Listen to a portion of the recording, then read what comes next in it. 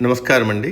మహాభారతంలో నేడు 58వ అధ్యాయము, అంశము కౌరవ ముఖ్య సేనాని. వినిపిస్తున్నది మీ విజయభాస్కర్. కౌరవ సేనకు ముఖ్య సేనానిగా భీష్ముడు నిలిచాడు. దుర్యోధనుడాయనకు మర్యాదపూర్వకంగా నమస్కరించి శిరస్సు వంచి, కార్తికేయుడు దేవతల సేనను యుద్ధంలో నడిపించి విజయం సాధించిన రీతిగా మీరు కూడా మమ్మల్ని నడిపి విజయాన్ని, కీర్తిని చేకూర్చి పెట్టగలరని మిక్కిలి విశ్వసిస్తున్నాం.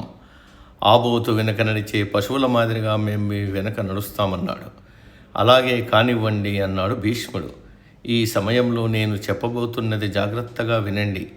ఏమైనా ధృతరాష్ట్ర కుమారులైన మీ వల్లనే పాండుకుమారులు కూడా సమానమే. నేను నీకిచ్చిన వాగ్దానం మేరకు సేనను నడిపించి నా కర్తవ్యాన్ని పూర్తి చేస్తాను. యుద్ధరంగంలో ప్రతిరోజు నా బాణాల వల్ల 10,000 మంది శత్రువులు చేస్తారు, కానీ పాండు కుమారులను మాత్రం నేను చంపలేను. ఈ యుద్ధం నా సమ్మతిపై వచ్చింది కాదు. పాండవులను చంపే విషయం మినహాయించి నేను యుద్ధ భూమిలో చేయగలిగినదంతా చేస్తాను.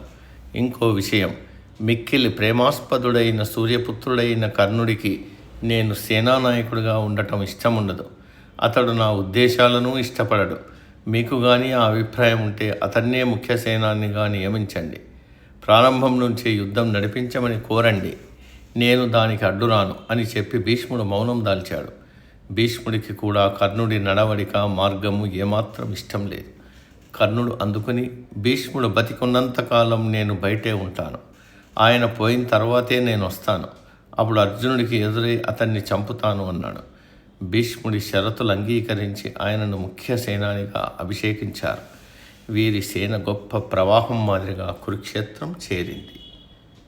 సమాప్తం. సర్వే జన సుఖినో భవంతు.